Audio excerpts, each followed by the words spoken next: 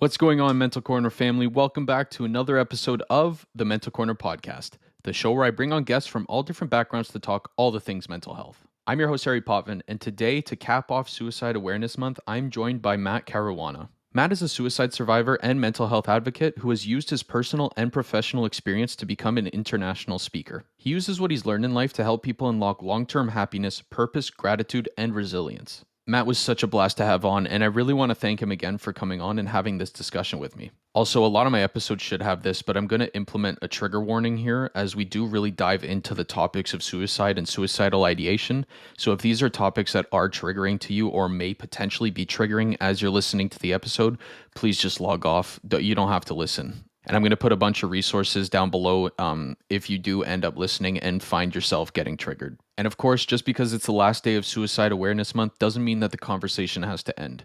I know that there's a whole month dedicated to it, but suicidal ideation, mental health challenges, they don't pick a day. It's 12 months of the year, 365 days a year. So please reach out, talk about it. Let's keep this conversation going, and never be afraid to speak out. You are important, you are loved, and there are so many people who are willing to sit down and listen. Now, before we get into the episode, guys, you know the drill. If you're listening, please like, comment, share, subscribe, give 5 stars if you're on that podcast platform. Share with someone who might want to hear this episode. It's a really great one, and I can't wait for you to listen. I'll talk to y'all very soon. Have a great rest of your day. Peace.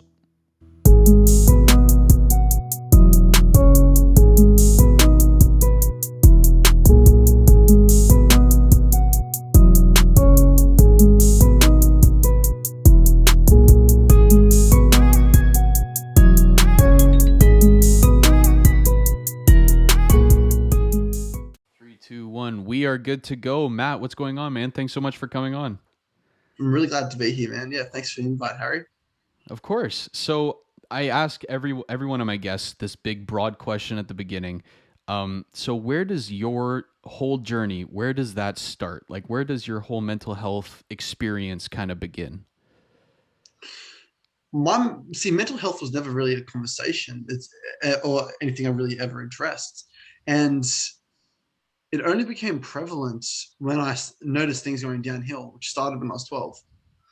And I mean, like, so growing up was always in like a Catholic upbringing, right? Catholic primary school, Catholic high school, all that jazz. And I was always told, everyone has a purpose, everything happens for a reason. And that at school, I would hear, you'd find your purpose and meaning in life through the Bible. But I don't know, it never really made sense to me, if I'm honest. And when that like really struck me, I was like, shit, what's the meaning of my life? What's my purpose?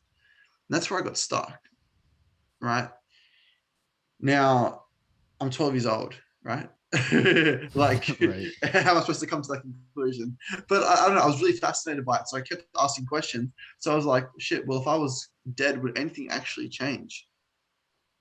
I didn't know the answer to that because I was alive. But if purpose and meaning in life is about giving to others, do I actually add any value to people? Do I add any value to society? And that's when I had my answer. Because I was 12, I had no job, lived at home with my parents, all that. I suppose I just labeled myself as not having any real value, which meant if I was dead, nothing would change, which meant my life meant nothing. And that really sent me down a wormhole of all these emotions, and just because now on the outside I look perfect, like at school doing well, like good grades, does well at sports, just got into high school, decently popular, all this stuff, no family struggles. Inside, I'm just like really, in a way, torn because I hadn't come to any real like. I mean, how do I say this? Everyone in my life was smiling, but I felt like I was the only one that was, stuck and didn't feel that because it looked like all these people had it all figured out, but I never felt that, so I never shared my feelings. Never felt I could.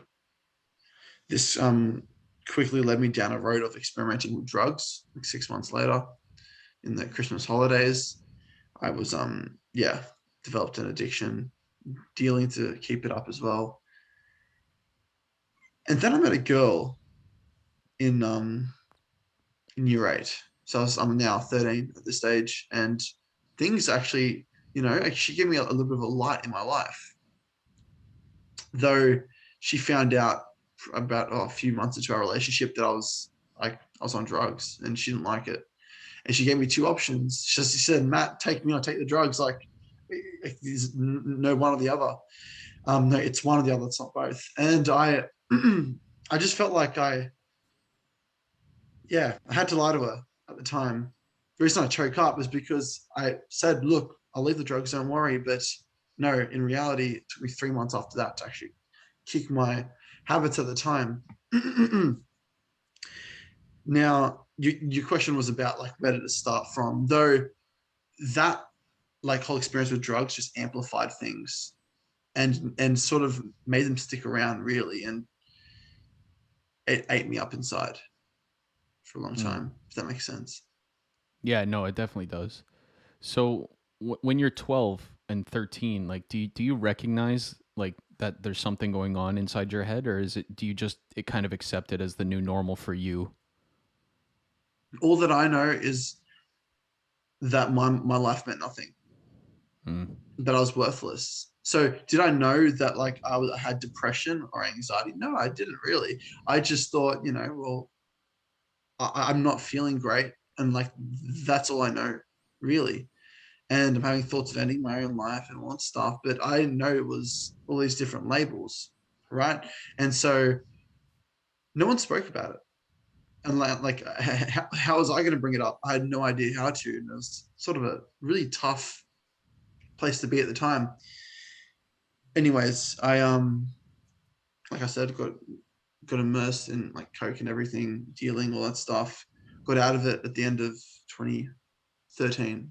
Become 2014, I picked up other habits to sort of, maintain like how I'm feeling. Because what I realized was there's certain things I would do that make me feel, like I sort of escape the emotions just like I did with drugs, except now it was like through the guitar, through DJing, through the gym, those sort of things really like were my main cool crutches at the time. The gym was the big one for me because I was extremely skinny, being really like, being a twig, and I became obsessed with people's recognition of me because I was Mm. always seeking connections the entire time, right? If you were to really look at it, I was seeking connection through a greater sense of myself. It didn't work. So I sought connection through drugs. Again, didn't work. So now I'm seeking it through other people's validation of me. And the gym is how I got that. I'll tell you what, Harry, I very quickly I gained like recognition. People like started just like all these comments and stuff, and I had a massive reputation at my school, and so I sort of carried that with me to the point where I'm like, I'm gonna like I remember at the end of year 9, right? I had this thought like I want to come back to school and no one even recognize me. And I want to bulk up, shred like all my fat down to a point where I've got a photo that I can put on my Facebook. I want to Mm. show everyone like who I really am, dude. I worked my ass off, and like, but I got there. There's this photo. I'm not sure if you saw it on my Instagram. It's me at 16. I'm topless, just posing for the camera, and here I am, like portraying this image to the world. I'm confident. No one's gonna mess with me and all this other stuff. Like I'm rock solid inside and all this discipline. But it's funny. After that photo was taken, everyone, again, like I said, everyone believed me. All the likes, comments, friend requests, girls inboxing me. A week later, was January 9th, 2016. And let's just say I started that day not how I would normally. And like, I've been feeling down now for the span of 4 years. And I mean, things aren't any better, they're only worse at this stage. And like, I didn't go gym that day. I didn't do anything. I didn't talk to anyone, just stayed in my room. There's a constant thought, which was, those three questions. Like they were heavy at the start, but now they're at a point where I can't even bring to words. But just, yeah, I mean, like I came to a point where I said, you know what, if it's been 4 years now, why don't I actually fulfill these statements? If what I'm Mm. thinking is so damn true, if I am worthless, why don't I act upon what I'm really thinking about? And so I started to look through my contact list. Like, was there anyone that would really care if I wasn't here anymore? And the only person on that list was Viv, my ex-girlfriend. And so I sent her a message and snuck out of my house, left the window crack open. Sorry, no, usually left the window crack open when I would sneak out. But this night I just shut it because I didn't want to come back. And yeah, walked up to my local shopping center and let's just say this whole like span of sneaking out and going to the shopping center was 15 minutes. I had plenty of time to think otherwise. I didn't give myself a chance to get back inside, so I locked the window, but there was no thought of it. I was so certain, and I got myself on that roof, and yeah, I went and ended my own life, tried to end my own life. The reason I put so much emphasis on the gym and that photo that I posted is because I did such an effort to portray a certain image to the world, yet I was the complete opposite behind the scenes. And then 2 weeks later, I wake up in a hospital bed and boots on both feet, casts on both arms, neck brace, every tube's going through me, everything. And you start freaking out because you can't move or feel half your body. Yeah, I found out I was a paraplegic. Couldn't function off my body. And this really bugged me because I was left with the exact same feelings and thoughts, though now the only thing that's changed is that I'm still here, but physically I'm now more challenged. So just added to the whirlwind of just like struggles going on at the time. Though, yeah. Anyways, ICU was a big blur. When I got into the spinal ward, it was just a whole bunch of, like people older than me, right? I'm 16 years old at this stage. Everyone's a lot older, always asking the same question. Why are you in hospital, Matt? You're so young. What are you doing with a spinal cord injury? People that came to visit me, even complete strangers in public that I'd never met before. Talking like strangers asking like, why are you in the wheelchair? What happened to you? Mm. It's such a common thing, man. But I always said the same thing because I didn't like talking before my injury. Nothing had changed after. I said I had an accident, but I always say that. Or I had a fall was the most I would ever say. Though it was a week before I left hospital where like something different popped up in my life. I was with my mum and we went to a place called Penrith. So it's about like an hour and a half from the hospital that I was at. But I want to get these 2 piercings on my eyebrow.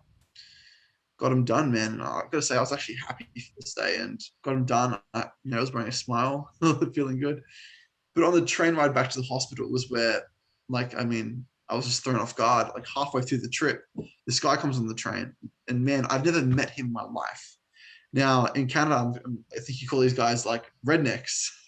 Oh. Here we call them, bogans. Oh man, okay. Right? And this guy's got no filter. He walks on, looks to his right, doesn't even wait to sit down. Jesus Christ, what happened to you? And I don't know what it was, man. It was the first time it just came out. I swear it was a mixture of how abrupt he was and how happy I was in that moment. I just said, "Oh, I attempted suicide," and he starts laughing and points at me and says, "That's pretty fucking stupid. Look at you now."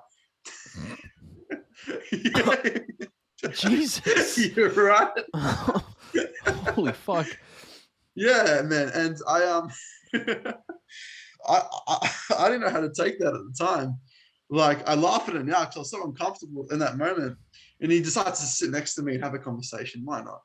But it was the next morning where I realized I felt lighter. And this was the first time in a long time that I've ever felt that. And so I just decided to go to my social worker. Dude, this was the first time I ever went to see her without her having to chase me up or go find me. And I, shared with her like what happened when I got on the train, how it made me feel. And she said, Matt, look at this. There's something there. I'm like, what are you talking about? She said, Matt, it's the first time you open up to anyone about the truth of your injury in 4 months. I don't know. You woke up feeling lighter. I think there's something there in that, Matt. I didn't want to hear that, right? Because I didn't like talking. And then she asked a question that would never leave my head. I still have this going around my mind all the time.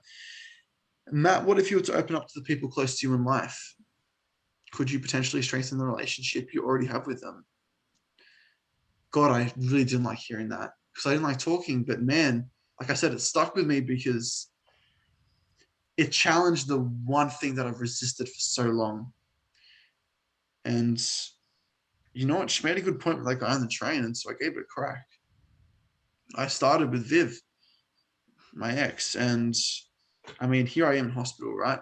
4 months ago, I was ripped. I was big. Like I had all these, like man, like I thought that was what like perfection was, so to speak, right? And now here I am in hospital, scrawny, skinny as I've dropped over 20 kilos. I mean, I'm in a wheelchair. Yeah, I've lost. I think I've lost it all. I'm real with Viv, and she is telling me, Matt, I've never felt closer to you. That struck me. Like it really hit me because in that moment, I had realized maybe this was maybe the lesson I needed to learn all along. Because when I started talking to some of my friends and then my parents, I realized the relationships that were meaningful to me actually did strengthen. It's not like everyone in my life wanted to hear about it. Don't get me wrong. Some of my friends didn't want to hang out with me anymore, but I found out who my true friends were. Mm. We became closer. My parents and I became closer. So did Viv and I. And this was the one thing I've resisted for so long. Did I have to go through all of this just to learn about speaking up? That really hit me at the time. Though at the end of that year, now I'm home at this stage, and the same social worker asked me to come back to the hospital just for a meeting. And she's like, Matt, I have an opportunity. If you're open to it, you would share your story to about 30 or so young people at the hospital. Every 2 weeks or so, we get them coming through for a program. I was like, look, I don't like talking. I'll give it a pass. But then she's like, Matt, do you remember that guy on the train? What that did for you? What if you could help others help you? And that struck me. And so I gave it a crack. And 3 months later, I was my first time sharing. I was shaking, to Mm. say the least, dude. I mean, from going from never wanting to speak ever to now being in front of people publicly sharing, I was just thinking, what are they all thinking of me, and all this other stuff going through my mind. But afterwards, people came up and thanked me. These young people shook my hand and said, you inspired me, Matt, thanks for sharing. And some said they want to help their friends. This, how do I say, really meant a lot to me. Yes, but it also completely in a way shifted my way of thinking, because for so long, for 5 years, I've been thinking I'm so worthless. I'm a waste of space. Why am I here? I'd gone and attempted, and I still couldn't do that right. How pathetic am I now? Though now someone's appreciating me. Someone saw Mm. value in me by me sharing. I was able to add value to others. I'm like, what the hell? And yeah, man, how do I say it? Just nothing but tears came out of my eyes. I was so overwhelmed at the time. I didn't know how to take it, but I kept at it. I was like, look, any nerves that I have doesn't matter because I can help someone. You know what? Shit. I feel like I'm someone when I do it. And people saw value in it. And then I was like, I don't want to just do 30 or so people at a hospital program. I want to be going to schools myself. I want to be going to corporates myself. I want to be running, not just sharing my story, but running workshops so people can actually go within themselves to find their own answers, not me just sharing my answers. And Mm. yeah, man, that was my journey with mental health. And what started with something as just a sort of a thought spiraled to this massive whirlwind of experiences. Though, if you would ask me, would I change anything? I wouldn't. Now, do I want to walk? Yeah, sure, that'd be great. Though I would not change the fulfillment that I truly have, and how happy I am to be in the position that I am for anything. God, no. Right. Wow. Man. It's it's almost scary, right? How like, these thoughts when you were 12 of you going, "Well, I'm kind of worthless. Would anyone really care if I was gone?" Like these little I won't say innocent, but these like minor thoughts just build up over time when you don't let it out and just eventually boil over. No, absolutely, absolutely. The thing is, it's like our breath, right? Like this is how I view emotions. We need a constant pace of steady inhale, exhale. Just like our emotions, we're gonna inhale, we're gonna experience our emotions. I mean, we can try to fight our breath, we can try to hold it, but how long can we really hold it for? And if you hold it long enough, you'll pass out. Though, if you hold it long enough, you might also outburst and like really gasp and like take deep breaths, and like that's a breaking point, right? Now, Mm. breaking points, they look different for everyone else, though. It's we need to constantly inhale, exhale, feel our emotions, and actually, be okay with sharing them, because that's what being real is, actually addressing how you're feeling instead of just suppressing over and over. Yeah, for sure. And it's great that you're able to open up now and share it because man, a younger me, like like mental health's never talked about, suicidal ideation's never talked about, but when you look at it from a male perspective, it's even talked about even less. Like when like I would have never gone to my friends in high school, my boys, and been like, "Hey, like I'm having, thoughts of ending my life." Like it's never been a thing. And I don't know about you, but like I remember the first time I ever opened up to anybody about that stuff, like it's a weird feeling to finally let it out because in your head it builds up over time and then it kind of feels real and you're like, yeah, this is the way to do it because you don't have any external views on it and you've kind of just convinced yourself that this is the only way to go. But then when you let it out, it finally like it's real. And I just wish people Mm, opened up more about more earlier on because then that realness comes out quicker and it before it gets too late. Like that there's never been a more sobering feeling than finally admitting it to somebody for the first time, like in words. I agree. I One thing, especially as men, we tend to suppress and hide away is, our emotions, hell, our tears. And this, the way I view it is emotions, like there's such a wide range in them that we can feel, right? Though it's part of the human experience to be able to feel all these different emotions. If life was just happy, life was just exciting, sorry, but life would be pretty boring. Mm, If it was just one constant like state, it wouldn't work. There needs to be like the polarity, like the light, the dark, the good, the bad, the happy, the sad. You need to have both. And it's very key to not suppress one, but allow yourself to experience it. Because, like you said, and like being able to then share it as well. It's such a weight off your chest. mm, yeah. Yeah. Though, yeah, like, and like, sorry, I'm really going in on this point of feeling your emotions. It's so easy to not, and it's easy just to hide away and press away, like similar to the what do you call it? Breath. It's like a water bottle, right? Where if you have a bottle and like the water level comes up, you have two options: fight it or accept it. You choose to fight the water, and sorry, the water's only going to go rise higher. But if it comes up again, it's going to be at a higher level. If you keep suppressing it, it's going to keep rising, and that bottle bursting is your breaking point. It's not going to look pretty. It's going to Mm-hmm. affect everyone around it as well, if that Yeah. makes sense. No, that makes complete sense. Yeah. The way I saw it was like, if you're in a class and I've I can only use this analogy because I've done this before in school. But when you're in a class and you're only focused on the good grades, that you get in that class, but you're failing Mm. like half the stuff, and you're like, it doesn't matter. Like, keep suppressing those, and then you get to the final exam, and you're like, oh, I need like 130% on this exam to pass because I've been ignoring all the failed ones and only focusing on the highlights. It's like that, man. Like you gotta take them both on the chin and kind of learn how to move forward with them. Yeah, absolutely. Absolutely. It allows for a space of self acceptance, Yeah. which is much easier to operate from than self suppression. Exactly. So did you ever go get therapy either before or after your incident happened?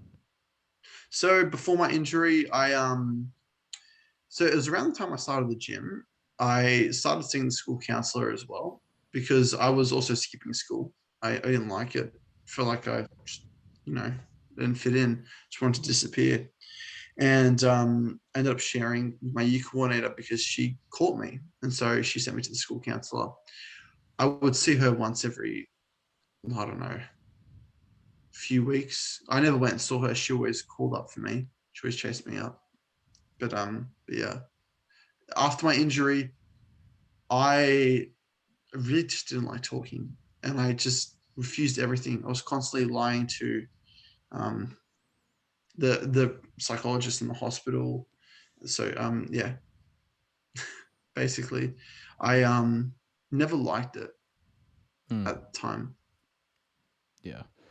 Yeah, therapy is a weird thing, man. I mean, it worked for me, but like sitting down in a room with some random person I've never met and telling you all my deepest, darkest thoughts, like, no, thank you. Yeah, but not only that, but like I also, but this is just me, and I saw it so early on, not before my injury, but after. Before my injury, I liked my school counselor. She was cool. I lied to her, but like I still liked her. After my injury, I noticed with the psychologist at the hospital, they would box me in a way. So, Mm, all right, you have this label, so we're going to treat you like this sort of thing. And I don't know if you got this feeling too, but I felt like I could never have a quote unquote real conversation. right. I don't know. It just, yeah, it was always a conversation that I not only did not like talking, it felt inauthentic. It felt like they were inauthentic. So I was always resistant to everything. And then even like the psych meds that they gave me, like I was like, no, I'm not taking it. I'm not taking it. I'm not taking it. Yeah. And yeah, I just resisted it because I became heavily identified with the identity. When you get thrown all these labels and stuff, you start to believe it. And anything that comes your way, you're just like, no, no, I don't want that because it now threatens your identity. And so Right. I wore the labels that they put on me, but didn't like how they treated me at the same time. Yeah, that's fair. I've experienced like I've mentioned on the show, but like I went through 7 different therapists and only the seventh one worked because the other six, like you said, there were a couple that just immediately throw you into a box, and like I don't know if it's them trying to understand what's going on or them just being inauthentic and just trying to get straight to the point, but that's the problem with some therapy, right? Is like there's some great people and there's some not so great people. Like everything in life, of course, but I think that's what Mm. kind of turns people away from actually using it is that they get paired up with someone who like immediately just throws them into a box because I like the first person I saw immediately gave me a prescription, like without ever talking to me or asking me how I felt. She was just like, "What's going on? Okay, meds." The second one, same thing, was like, Wow. "You're depressed, meds." It's like that's not how to talk to people. People just need an outlet and they need to be listened to. It's like I don't know. It's tricky. Like I'm obviously not a therapist, but it's a tricky situation. I know. I believe me, Harry. I'm with you, man. And this is the one thing that I noticed my social worker did that my psychs didn't. My social worker, when I was with her, she talked to me as me. She shouldn't talk to me like, okay, you have these labels, so I need to communicate to you with X, Y, Z. I need to give you this, this, this. No, she's like, all right, you're Matt. Like I'm going to talk to you like with whatever you present to me, not what labels I think you have and what I think you should be on. No, it brought the human element back to like, communicating Mm, in a way. It's just being real, which yeah is how I say it. I don't know. I feel like in the therapy world, it's you just need to find who you resonate with. That's really all it comes down to. yeah. Yeah. And sometimes it takes longer than other times. Yeah, unfortunately, yeah. Now, when you're going through all this public speaking and you're going to schools and different things, you mentioned that you got some good reception. Was there ever any time that like there was a bit of pushback or there was someone who was against anything you said or anything like that? Against, not necessarily. I've had people say it was a bit overwhelming Mm, because with when I run my sessions, like they are a heavy session.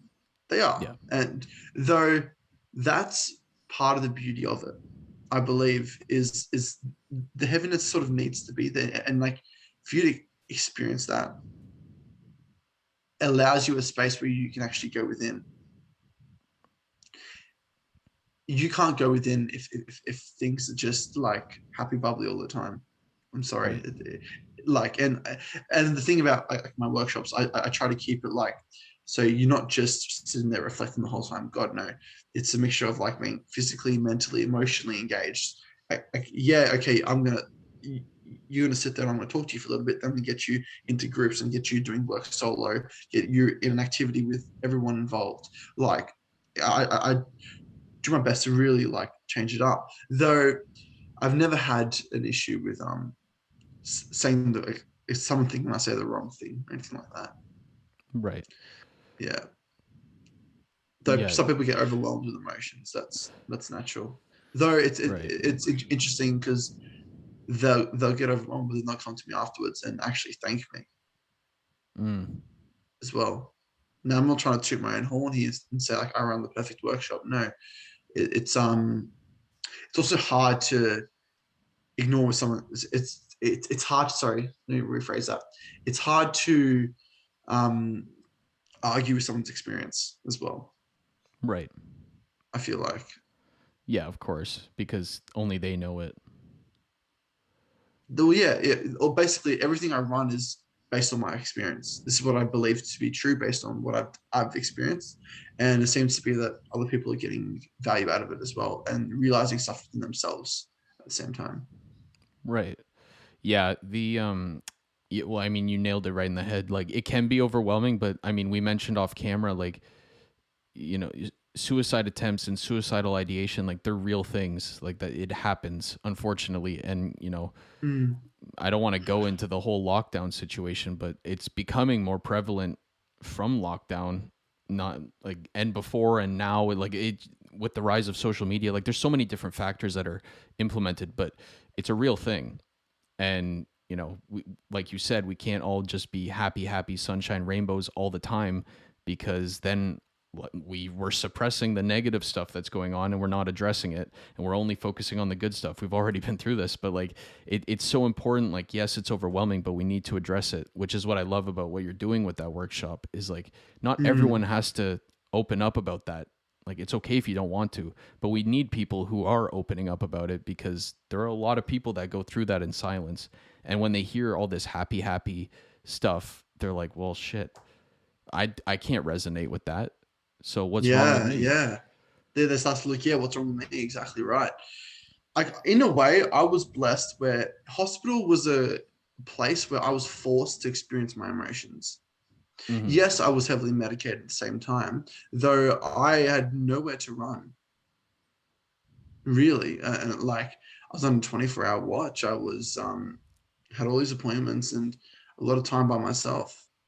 So I had to, in a way, sit with it. Mm. And though if people allow themselves a space, and the biggest thing about this is it's also non-judgment of yourself, saying it's okay for me to feel like this, it's okay for me to get down. Once you're okay with it, you have less resistance within yourself, which helps you with your quality of life. I mean, tremendously. Right. Yeah, yeah. Like while I say like I've overcome these struggles as well, I also want to make it very clear. I still have emotions. I still get down. Like, still human, right? It's Right. just that I mean, I have a different mindset around all this and how I approach it all. Mm-hmm. Yeah, like I was actually just gonna ask you, like, you've experienced all this, and you do your workshops, and it's been 2021. It's been like 5 years since this injury and incident happened. Do you still experience suicidal ideation from time to time? So that's an interesting question. I get so like every now and then a passing thought. I mean, like a passing thought, like will pop up, and but like it just fades away, and I kid you not, 10 seconds. It Yeah, just tends to just go away. I don't attend the thought because I don't think I could be in that place again. I really don't because, and I'm not saying it can't happen. I'm saying I am in such a different place now with how I go about things and how I yeah like I so has the thought popped up? Yeah, it has. It's once every like few months or whatever. But again, it lasts like a few seconds. yeah. Doesn't really stick at all. Mm.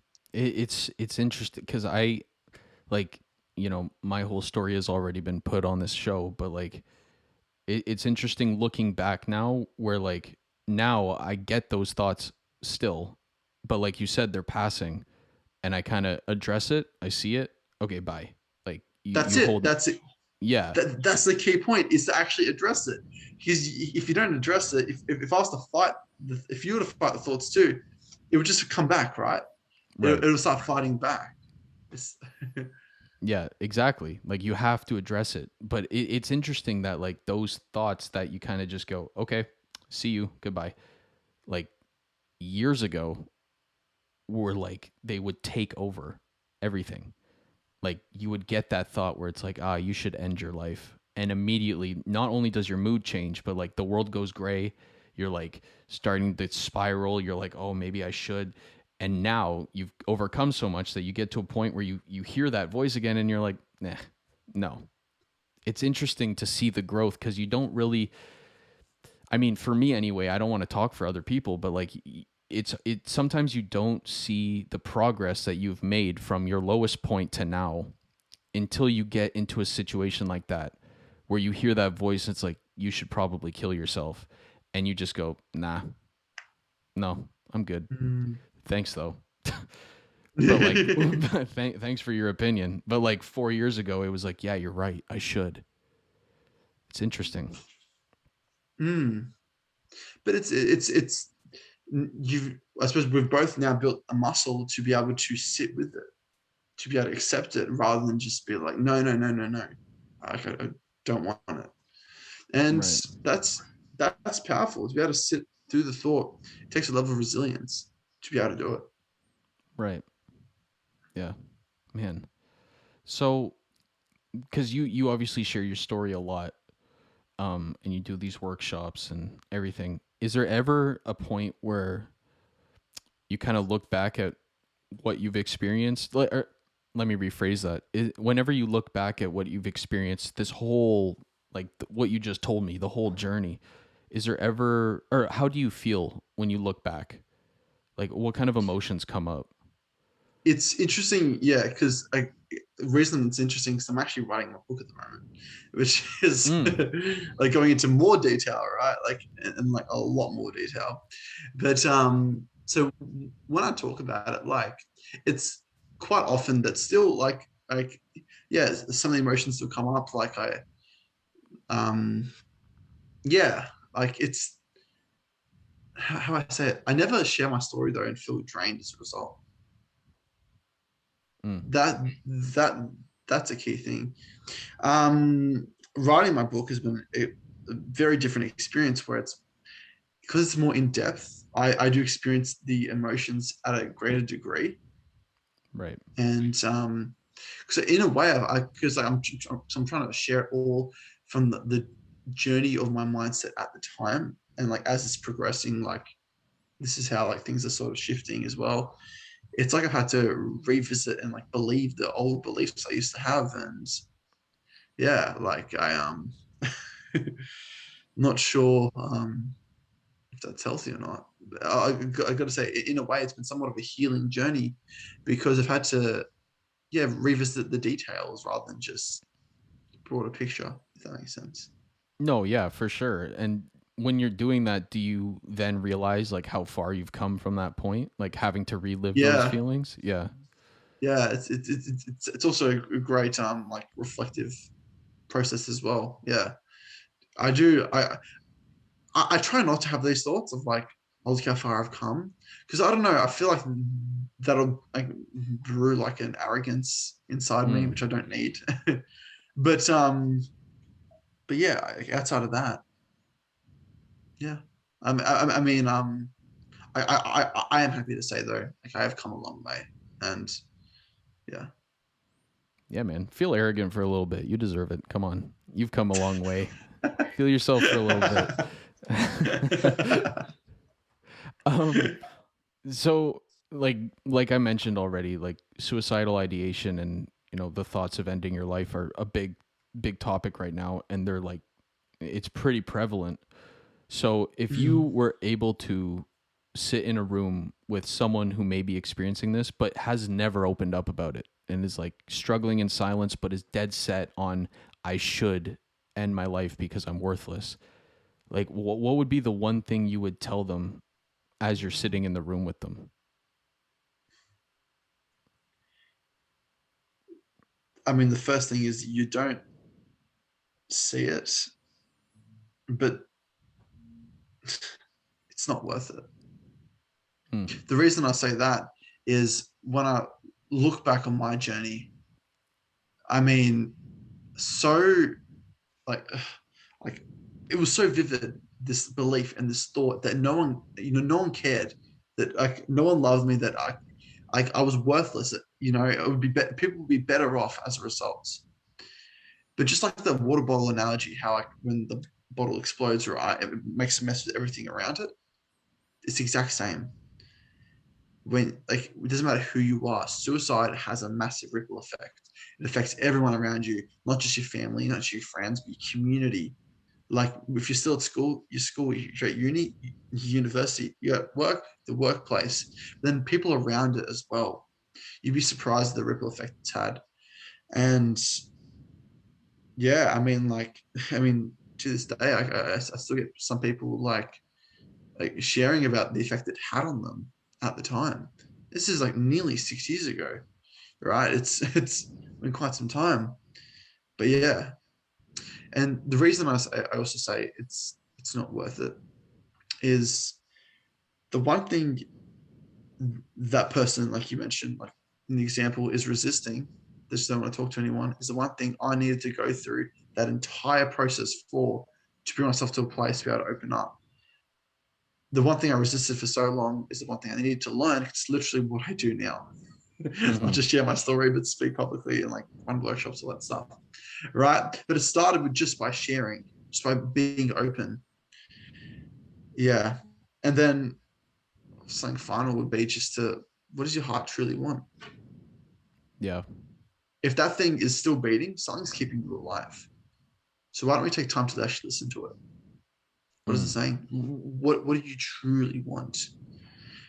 And I tell you, it was like because for so long it was like I wanted to, but it's like I couldn't like speak up.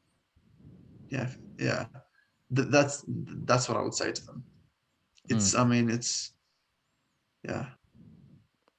Man, the ripple effect that you're mentioning, like it's you hear that all the time, but like it's so freaking true, man. Like at our university in my first year, I think there was 5 suicides.